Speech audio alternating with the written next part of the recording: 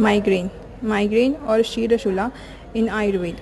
Migraine is a neurological condition characterized by intense debilitating headache, often accompanied with nausea, vomiting, and sensitivity to light and sound.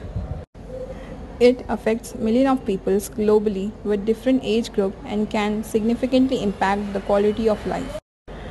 Causes of migraine. It can be genetical, neurological, hormonal, and due to the triggers including stress, sleep disturbance, environmental changes, etc. Here are some symptoms of migraine commonly seen.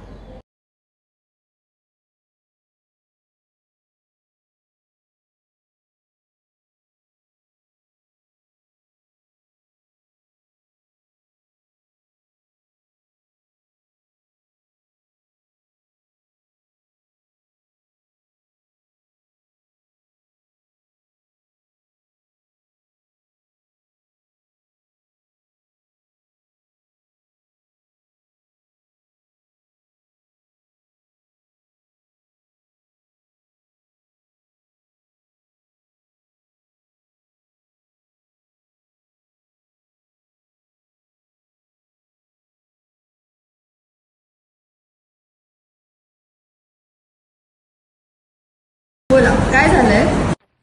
तिचं खूप दिवसापासून डोकं दुखतंय आणि आज अचानक येताना थोडं चक्कर आली. ठीक आहे, या चेक कर.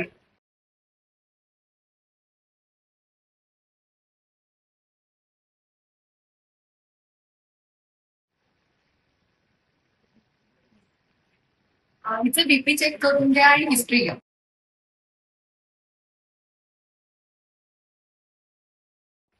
तुम्हाला आता बरं वाटतंय का?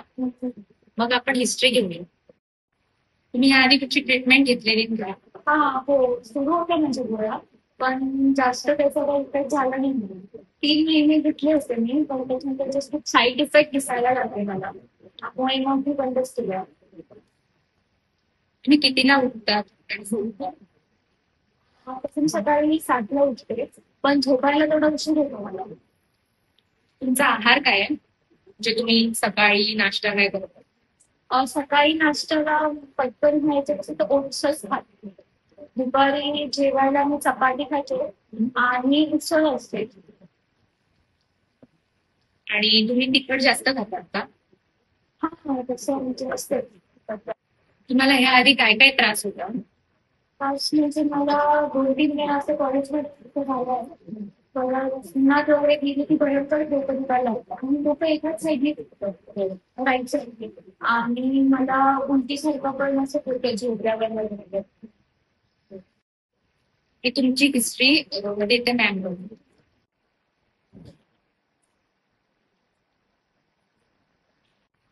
तुमचं नाडी परीक्षण केलं तर त्याच्यात दिसून आलं की तुम्ही वातपित्त डॉमिनेट आहात, म्हणजे तुमच्या पित्ताचा त्रास खूप जास्त आहे.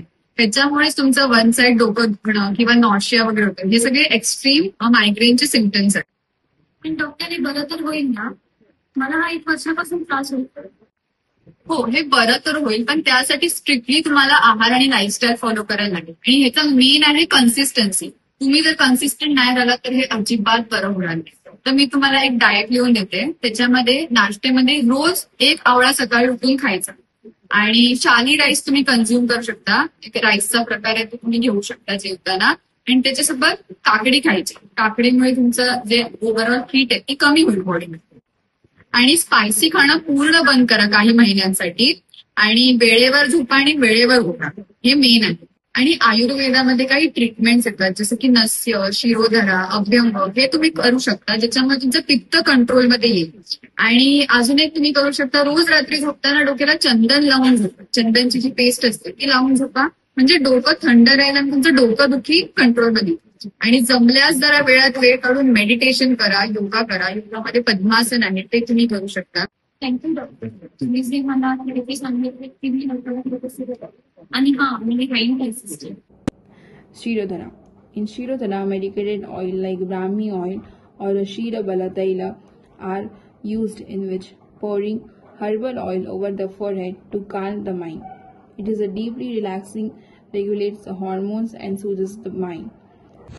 In Ayurveda, migraine is known as Ardhava Bhedaka. It occurs imbalance in Vata and Pitta doshas, and it can also involve Kapha doshas.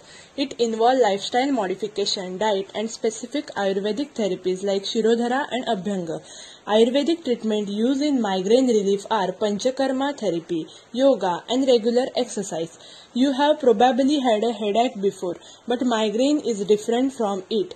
Maybe your symptoms are temporary, but there are treatment options available to manage migraine as they happen and prevent them from interfering with your day. So migraine don't take over your life.